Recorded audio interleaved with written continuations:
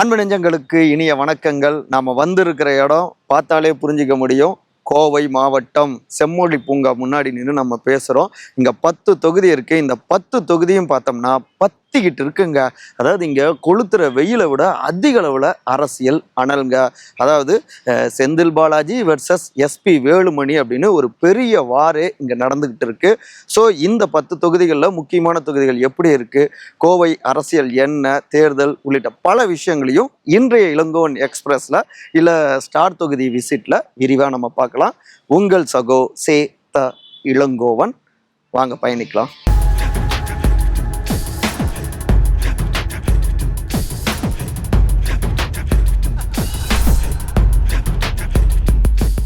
கோவையில் 10 தொகுதியுமே அதிமுக கைவசம் இருக்கு. அந்த 10லையும் இந்த முறை திமுக வெற்றி அடைஞ்சு திமுக கோட்டையாக இதை மாற்றி காட்டுவார் திரு செந்தில் பாலாஜி அப்படின்னு தான் பரப்புரையிலேயே பேசியிருக்காரு துணை முதலமைச்சர் திமுக இளைஞர் அணியுடைய திரு உதயநிதி ஸ்டாலின்க.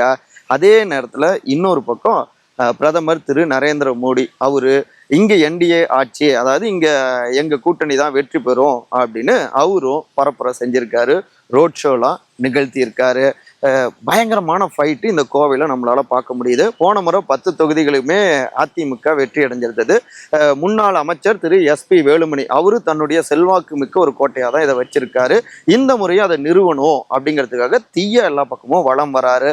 ஆனால் கூடுதலாக தொண்டாமுத்தூர் தொகுதியில் அதிக அளவில் இருந்துகிட்டு இருக்காரு. பார்த்தீங்களா, அவரை தொண்டாமுத்தூர் தொகுதிக்குள்ளாரையே நாங்கள் முடக்கிட்டோம்.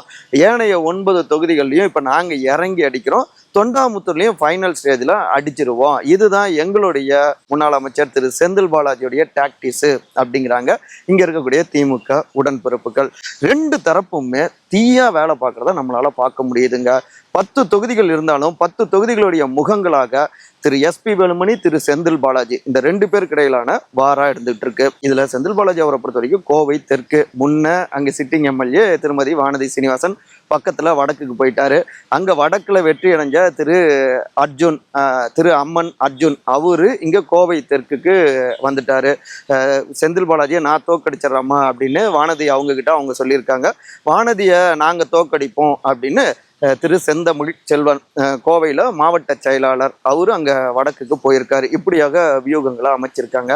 செந்தில் பாலாஜியுடைய பரப்புரை பார்த்தோம்னா டோர் டு டோர் கேன்வாஸ் பண்ணுறாரு. பப்ளிக் கிட்ட போயிட்டு இன்ட்ராக்ட் பண்ணுறாரு. வாக்கு சேகரிப்பில் ஈடுபடுறாங்க. திமுக பொறுத்த வரைக்கும் அவங்களுடைய சாதனைகள் மகளிர் உரிமை தொகை, அதுக்கப்புறம் கட்டணமில்லா பேருந்து பயணம், அடுத்து 2000 ரூபா கொடுக்க போகிறோம், 8000 ரூபா கூப்பன், இந்த 4 விஷயத்தை தான் மையமாக வைத்து அவங்க தீவிர பரப்புரை ஈடுபடுறாங்க.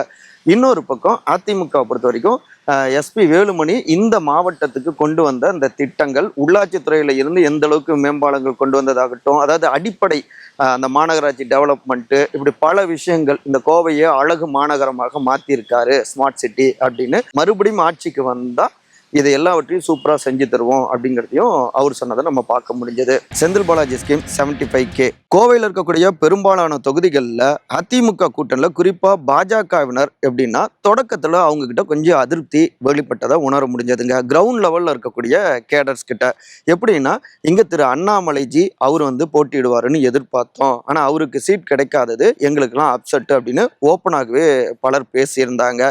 ஏன்னா போன முறையே இங்கே எம்பி தேர்தலில் 2வது இடத்தையும் அவர் பிடிச்சாரு. அதிமுகவையும் 3வது இடத்துக்கு தள்ளினாரு அண்ணாமலை. அது மட்டும் இல்லாம இங்க கோவையை ஒரு பலம் பொருந்திய பாஜகவாக இன்னும் அவரு மாற்றி காட்டினாரு. திருமதி வானதி சீனிவாசன், அதுக்கு முன்னாடி இருந்த ஜாம்பவான்கள் நிறைய பேர் இருந்தாலும், திரு சிபி ராதாகிருஷ்ணன், இவங்கெல்லாம் கிரவுண்டில் ஒரு தளம் போட்டிருந்தாலும் அதை இன்னும் வலுவானதாக பலம் வாய்ந்ததாக மாற்றியதுல அண்ணாமலையுடைய பங்கு இருந்தது.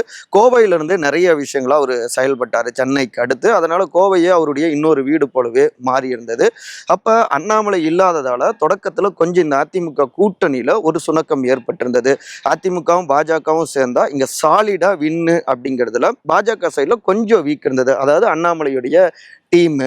ஆனால் பின்னாடி இது தலைமை வரைக்கும் போய் அவங்க சில விஷயங்கள் இன்ஸ்ட்ரக்ஷன்ஸ் கொடுக்க டெல்லியே இறங்கி வேலை பார்க்கணும் அப்படின்லாம் அண்ணாமலைக்கு உத்தரவு போட, இப்போ லேட்டஸ்ட்டாக பார்த்தோம்னா அண்ணாமலை இங்கே களத்தில் எல்லா பக்கமும் வளம் வராரு, எல்லா பக்கமும் பரப்புரை செய்கிறாரு. அதுக்கப்புறம் கொஞ்சம் கொஞ்சமாக பூஸ்ட் கிடச்சிருக்கு அதிமுக சைடில். அதில் முக்கியமாக அண்ணாமலையுடைய பரப்புரையில் பார்த்தோம்னா அவங்களுடைய உறுப்பினர்களுடைய பல்ஸ் பிடிச்ச மாதிரி இங்கே கோவை கவுண்டம்பாளையத்தில் தொடங்குற இது பின்னாடி அங்க சேப்பாக்கத்துல முடியும், திமுகவுடைய கூட்டணி தோல்வி அடையும் அப்படின்னு அந்த ரைமிங்கா அடிக்கிறது. இன்னொரு பக்கம் இப்ப அந்த தொகுதி மறுவரையறை அந்த பிரச்சனை. அதுல வந்து இங்க அதிக அளவுல பெண்களுக்கும் எம்பி ஆகியிருப்பாங்க, அதிக எம்பிக்கள் கிடைப்பாங்க. ஆனா அதை கெடுத்ததே திமுக தான் அப்படின்னு திமுக அட்டாக்க பரப்புரையில முன்வைக்கிறார், தன்னுடைய ஓட்டர்ஸை தக்க வச்சுக்கிற மாதிரி.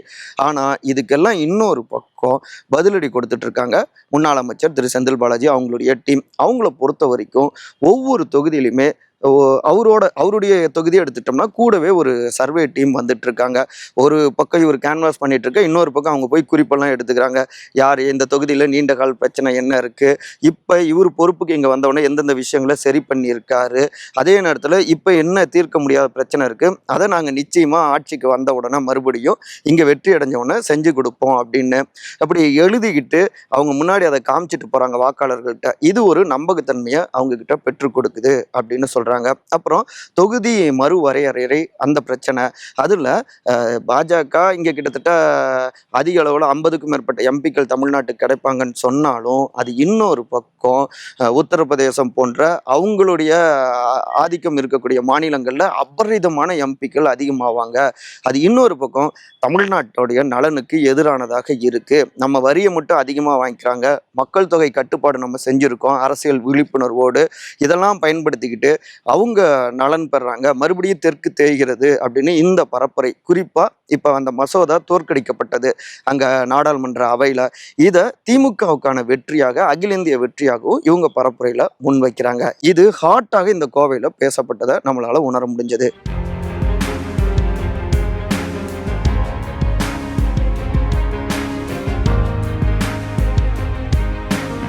எல்லா இடத்துலையுமே நிறைய கெடுபிடிங்க. பிரதமர் வந்திருக்காரு, இன்னொரு பக்கம் துணை முதலமைச்சர், அதுக்கு முன்னாடி முதலமைச்சர் அப்படின்னு. ஸோ நமக்கு ஒரு இடத்துல உள்ள இறங்கி காரை நிறுத்திட்டு பேச முடியாத ஒரு சூழ்நிலை. அதனால ஒரு ஓரமாக ஒரு ஏரியாவில் வந்து உக்காந்துட்டோம். இங்கே பொறுத்த வரைக்கும் பாஜக, அதிமுக அவங்கள பொறுத்த வரைக்கும் திமுகவுடைய கூட்டணி கட்சி 2 இடத்துல போட்டிடுறாங்க காங்கிரஸ். அந்த இடம்லாம் ஈஸி வின்னு அப்படின்னு கணக்கு போடுறாங்க. ஆனால் கவுண்டர் இந்த பக்கம் திமுக சைட்லையும் செந்தில் பாலாஜி டீமால் கொடுக்கப்படுது. காங்கிரஸாக இருந்தாலும் செந்தில் பாலாஜி டீம் தான், திமுக தான் இறங்கி வேலை பார்க்குறாங்க அதிக அளவில். இப்போ உதாரணமாக எடுத்துப்போம்னா சிட்டிலேயே இருக்கக்கூடிய சிங்காநல்லூர் தொகுதி, இங்கே திரு ஜெயராமன் அதிமுக சார்பாக போட்டிடுறாரு. இங்கே காங்கிரஸில் பார்த்தோம்னா திருமதி ஸ்ரீநிதி அவங்க போட்டிடுறாங்க. பட்டதாரி, ஃபாரினில் படிச்சுட்டு வந்தவங்க, ஒர்க் பண்ணிட்டு வந்தாங்க. அவங்களுடைய தாயார் பார்த்தோம்னா திருமதி பூமா அவர்கள். அவங்க குழந்தைகள் மருத்துவர், அவங்க மகப்பேறு மருத்துவர். ஸோ இந்த இடத்துல அவங்கள தோக்கடிச்சிடலான்னு அதிமுக நினைக்குது. ஆனால் ஸ்ரீநிதி அவங்கள பொறுத்த வரைக்கும் இந்த ஏரியாவில் திமுக என்ன கணக்கு போகிறாங்கன்னா, இந்த சிங்காநல்லூரில் அதிக அளவில் நாயுடு சமுதாயத்தினருடைய வாக்குகள் இருக்குது. சரி, பாதிக்கு மேலே தெலுங்கு பேசக்கூடியவர்கள் வாக்குகள் இருக்குது. அப்புறம் இன்னொரு பக்கம் இப்போ ஜிஎம் நகர் இங்கெல்லாம் பார்த்தோம்னா, அப்புறம் கரும்பு கடையெல்லாம் பார்த்தோம்னா இங்கே இஸ்லாமியர்களுடைய வாக்குகள் இருக்குது. இந்த 84வது வார்டு இந்த ஏரியாக்களில் மட்டுமே கிட்டத்தட்ட 15,800 நினைக்கிறேன், இவ்வளோ ஓட்ஸ் இருக்குது. இதில் சாலிடாக இங்கே வந்து எப்போவுமே வந்து டிஎம்கே கூட்டணிக்கு தான் ஓட்டு விழும். அப்போ சாலிடான இந்த ஓட்ஸ் இருக்கு இல்லையா, அதில் அதிக அளவில் திமுக கான்சன்ட்ரேட் பண்ணுறாங்க. ஒரு பக்கம் மைனாரிட்டிஸோடைய ஓட்ஸில் முழுக்க கைப்பற்றிடணும் அப்படின்னு, அதுக்கு சப்போர்ட்டிவாக எஸ்டிபிஐ, ஐயுஎம்எல் உள்ளிட்ட பல்வேறு இஸ்லாமிய கட்சிகள், இயக்கங்கள் அவங்கெல்லாம் களத்தில் தீவிரமாக இறங்கி வேலை பார்க்குறாங்க. இது மாதிரி தான் கோவை தெற்கு தொகுதியாகட்டும், பக்கத்தில் இருக்கிற தொண்டாமுத்தூர் தொகுதியாகட்டும், கிணத்துக்கடவு தொகுதியாகட்டும், இப்படி பல்வேறு தொகுதிகள்லையும் இஸ்லாமியர்களுடைய வாக்குகள், அப்புறம் கிறிஸ்துவர்களுடைய வாக்குகள், மைனாரிட்டிஸ் ஓட்ஸில் கூடுதல் கவனத்தை செந்தில் பாலாஜி டீம் செலுத்துகிறாங்க. அடுத்து இங்கே நாயுடு சமுதாயத்தினர் அதிக அளவில் இருக்கக்கூடிய இடத்துல அதிகமாக அதிமுக பாஜக பெறுவாங்க. இந்த முறை ஸ்ரீநிதி அவங்க நாயுடு சமுதாயத்தை சார்ந்தவங்கன்னு சொல்கிற அந்த பரப்புரை, அவங்களுடைய தாயார் அவங்க அம்மாவுக்கு இருக்கக்கூடிய அந்த மதிப்பு, மகப்பேறு மருத்துவர் அப்படிங்கிறது, இவை எல்லாவற்றையும் அங்கே பரப்புரையாக அதிகமாக முன்னெடுக்கிறாங்க. அப்போ அங்கே 100% வாக்குகள் இருக்குன்னா அதில் ஒரு 50+ கிடைச்சாலுமே ஈஸியாக ஒரு மார்ஜினில், அட்லீஸ்ட் லோ மார்ஜினில் வெற்றி அடைஞ்சிடலாம் அப்படின்னு கால்குலேட் பண்ணுறாங்க. கடைசி கட்ட கிளைமேக்ஸ் பரப்புரையில் இந்த உத்திகளை நம்ம களத்தில் உணர முடிஞ்சது. இதே போல தான் இங்கு செந்தில் பாலாஜி அவருடைய தெற்கு தொகுதி எடுத்துக்கிட்டாலும் இப்போ ஒரு 2 லட்சம் ஓட்டுகள் இருக்கு அப்படின்னா, போலாகிறது ஒரு 1.5 லட்சம் ஓட்டுகள் இருக்குன்னா, இவங்களுக்கான ஸ்ட்ராங்கான ஏரியாக்கள் மைனாரிட்டிஸ் ஓட்ஸு, அதுக்கப்புறம் பொதுவாக இருக்கக்கூடிய அங்க இருக்கக்கூடிய சமுதாய வாக்குகள். இப்ப சிங்காநல்லூர்லயே இன்னொரு பக்கம் அந்த சைடு அவர் கவுண்டர் வேட்பாளராக சமூகத்தை சார்ந்தவராக இருந்தாருன்னா, இந்த பக்கம் செந்தில் பாலாஜி அச்சமூகத்தை சார்ந்தவர், அந்த பரப்புரை டேலி பண்ணி கொண்டு வந்துரும் அப்படின்னு நினைக்கிறாங்க. அதே நேரத்தில் தெற்கு எடுத்துக்கிட்டோம்னா 2 பேருமே அச்சமூகத்தை சார்ந்தவங்க, கொங்கு வெள்ளாள கவுண்டர் சமுதாயத்தினர். தெற்குல சமூக வாக்குகள், இவங்களுடைய செயல்பாடு முக்கியமாக செந்தில் பாலாஜி அவரை பொறுத்த வரைக்கும் ஒரு 75,000 ஓட்ஸை வாங்கிட்டோம்னா நிச்சயமா வெற்றி அப்படின்னு. அப்போ அவங்க டார்கெட்டே 75 to 90K ஓட்ஸு, அதை மட்டும் அதிக அளவில் ஃபோக்கஸ் பண்ணுறாங்க. இப்படி தங்களுடைய பாசிட்டிவ் சைடில் அதிக கவனம் செலுத்துகிறாங்க. இன்னொரு பக்கம் தாவேகா திரு விஜயுடைய பார்ட்டி பிரிக்கிற வாக்குகள் 2 பக்கமும் சேதாரமாகும். ஸோ இங்கே பாசிட்டிவ் வந்து நமக்கு ஹைப்பை கொடுத்துரும் அப்படின்னு கணக்கு போகிறாங்க. ஏன்னா போன முறை ஒரு 5 தொகுதிகள் தெற்காகட்டும் இல்லை கவுண்டம்பாளையம் பக்கத்தில் இருக்கக்கூடிய இது வடக்காகட்டும், கிட்டத்தட்ட ஒரு 5-6 தொகுதிகள் வெறும் 5000 வாக்குகளுக்கு குறைவாக, அப்புறம் 10,000 வாக்குகளுக்கு குறைவாக ஒரு 7 தொகுதிகள் இருக்கு. ஸோ இப்போ இந்த இடத்துல ஸ்கீமு ப்ளஸ் இந்த மாதிரியான பாசிட்டிவ் சைடு கவனம் செலுத்துவது இது எல்லாமே தட்டி தூக்கிரும் அப்படின்னு கணக்கு போடுறாங்க. திமுக சைடில் ஒரு 7 தொகுதிகளில் கன்ஃபார்மாக இந்த மாவட்டத்தில் சூரியன் பிரகாசமாக ஒழிக்க போகிறது அப்படின்னு அவங்க நினைக்கிறாங்க.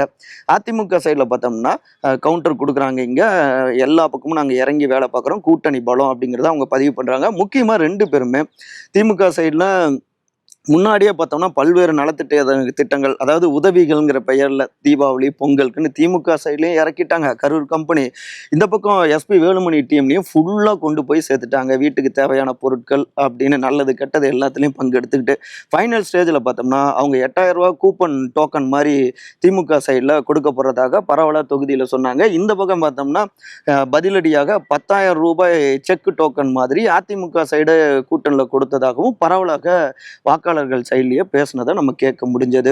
அந்த டோக்கன் இருக்கிறவங்களுக்கு எல்லாமே அப்படிங்கிற மாதிரி.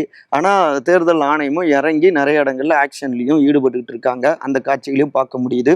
இறுதி கட்டத்தில் வைட்டமின் பாவும் முக்கியமான ரோல் பண்ணும் இந்த கடைசி 2 நாட்கள்ல. ஸோ கோவை கூடுதல் கொதிப்போடு இருக்குங்கிறத நம்மளால உணர்ந்துக்க முடியுது. டஃப் ஃபைட் இருக்குங்க.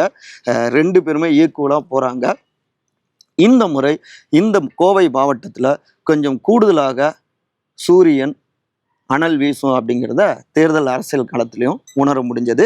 இன்னொரு ஏரியாவிலேருந்து உங்களை அந்த களத்தை பற்றி பேசுகிறேன். விடைபெறுகிறேன். உங்கள் சகோ சேத்தா இளங்கோவன். அன்பால் ஒருங்கிணைந்திருப்போம். நன்றி, வணக்கம்.